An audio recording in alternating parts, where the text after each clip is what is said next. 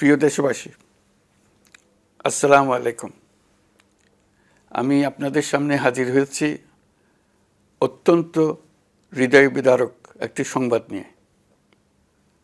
সিঙ্গাপুরে চিকিৎসাধীন জুলাই গণঅভ্যুত্থানের সম্মুখভাগের অকুতোভয় যোদ্ধা ও ইনকলাব মঞ্চের মুখপাত্র শরীফ ওসমান হাদী আর আমাদের মাঝে নেই।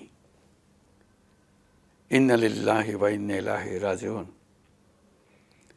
কিছুক্ষণ আগে সিঙ্গাপুরের পররাষ্ট্রমন্ত্রী ভিভিয়ান বালাকৃষ্ণন আমাকে টেলিফোনে এই হৃদয় বিদারক সংবাদটি জানিয়েছেন।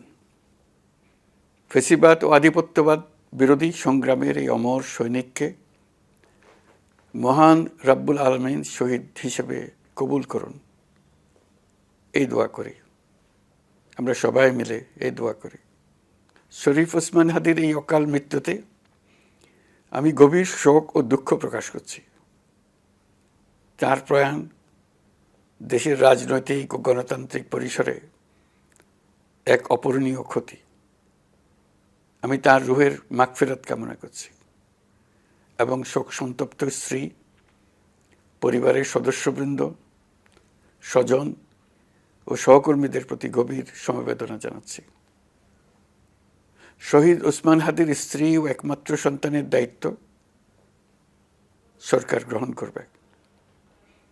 শহীদ শরীফ ওসমান হাদীর অকাল মৃত্যুতে আগামী শনিবার একদিনের রাষ্ট্রীয় শোক ঘোষণা করছি। এই উপলক্ষে শনিবার দেশের সব সরকারি, আধা সরকারি, স্বায়ত্তশাসিত প্রতিষ্ঠান, শিক্ষা প্রতিষ্ঠান সহ সরকারি বেসরকারি ভবন এবং বিদেশে বাংলাদেশ মিশনগুলোতে জাতীয় পতাকা অর্ধনমিত থাকবে। একই সাথে আগামীকাল শুক্রবার বাদ জুমা দেশের প্রতিটি মসজিদে শহীদ ওসমান হাদীর রুহের মাগফিরাত কামনায় বিশেষ দোয়া ও মোনাজাতের আয়োজন করা হবে। আপনারা তাতে শরীক হন। অন্যান্য ধর্মের উপাসনালয়গুলোতেও আয়োজন হবে বিশেষ প্রার্থনার। আমি বিশেষ কৃতজ্ঞতা জানাই সিঙ্গাপুর সরকারের প্রতি। তারা হাদীর চিকিৎসায় অত্যন্ত আন্তরিকতা ও পেশাদারিত্ব দেখিয়েছেন। বিশেষ করে সিঙ্গাপুরের পররাষ্ট্রমন্ত্রী ভিভিয়ান বালাকৃষ্ণন, যিনি একই সঙ্গে একজন বিশিষ্ট চিকিৎসক, তার প্রতিও তিনি নিজে হাদীর পরিচর্যা করেছেন, আমাকে নিয়মিত চিকিৎসা সম্পর্কে খোঁজখবর দিয়েছেন। এই নৃশংস হত্যাকাণ্ডের সঙ্গে জড়িত সকল অপরাধীকে দ্রুত আইনের আওতায় আনা হবে এবং তাদের বিরুদ্ধে সর্বোচ্চ শাস্তি নিশ্চিত করা হবে। এ বিষয়ে কোনো ধরনের শৈথিল্য দেখানো হবে না। বিপ্লবী রক্তে উজ্জীবিত এই তরুণ নেতা ওসমান হাদী ছিলেন প্রতিবাদের অনন্য প্রতীক। তার কর্মের মধ্য দিয়ে তিনি শুধু প্রতিবাদ নয়, দেশপ্রেম, ধৈর্য ও দৃঢ়তার অনন্য দৃষ্টান্ত রেখে গেছেন। আমি দেশের সকল নাগরিকের প্রতি আন্তরিক আহ্বান জানাচ্ছি, আপনারা ধৈর্য ও সংযম বজায় রাখুন। আইনশৃঙ্খলা রক্ষাকারী বাহিনী ও সংশ্লিষ্ট সংস্থাগুলোকে পেশাদারিত্বের সঙ্গে তদন্ত কার্যক্রম পরিচালনা করে সুযোগ দিন। রাষ্ট্র আইনের শাসন প্রতিষ্ঠায় সম্পূর্ণরূপে প্রতিশ্রুতিবদ্ধ। আমি আবারও স্পষ্টভাবে বলতে চাই, ওসমান হাদী ছিলেন পরাজিত শক্তি ফ্যাসিস্ট সন্ত্রাসীদের শত্রু।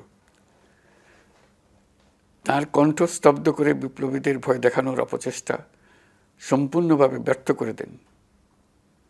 ভয়, সন্ত্রাস কিংবা রক্তপাতের মাধ্যমে এদেশের গণতান্ত্রিক অগ্রযাত্রা কেউ থামাতে পারবে না। আমরা এখন গণতান্ত্রিক উত্তরণের চূড়ান্ত পর্যায়ে উপনীত হয়েছি। শহীদ হাদী ছিলেন এই প্রক্রিয়ার অবিচ্ছেদ্য অংশ। তার একান্ত ইচ্ছা ছিল আসন্ন নির্বাচনে প্রতিদ্বন্দ্বিতা করে নতুন বাংলাদেশ বিনির্মাণের পরবর্তী ধাপে সক্রিয় ভূমিকা রাখা। অত্যন্ত দুঃখের বিষয়, তার এই মহতী ইচ্ছা অপূর্ণ রয়ে গেল। তার স্বপ্ন বাস্তবায়নের দায় আজ সমগ্র জাতির কাঁধে ন্যস্ত। আগামী দিনগুলোতে আমাদের সবাইকে ধৈর্য, সংযম, সাহস ও দূরদর্শিতার সঙ্গে এগিয়ে যেতে হবে, যাতে নির্বাচন ও গণতন্ত্রের শত্রু ফ্যাসিস্ট সন্ত্রাসী অপশক্তিকে চূড়ান্তভাবে পরাজিত করা যায়। এই শোকের মুহূর্তে আসুন আমরা শহীদ শরীফ ওসমান হাদির আদর্শ ও ত্যাগকে শক্তিতে পরিণত করি, ধৈর্য ধারণ করি, অপপ্রচার ও গুজবে কান না দিই এবং যে কোনো হঠকারী সিদ্ধান্ত থেকে বিরত থাকি। যারা দেশকে অস্থিতিশীল করতে চান তাদের ফাঁদে পা না দিয়ে আসুন আমরা সবাই ঐক্যবদ্ধভাবে গণতন্ত্র, ন্যায় বিচার ও গণমানুষের অধিকার প্রতিষ্ঠার পথে অবিচল পদক্ষেপে এগিয়ে যাই। এটাই হবে শহীদ হাদির প্রতি আমাদের প্রকৃত শ্রদ্ধা। আল্লাহ হাফেজ।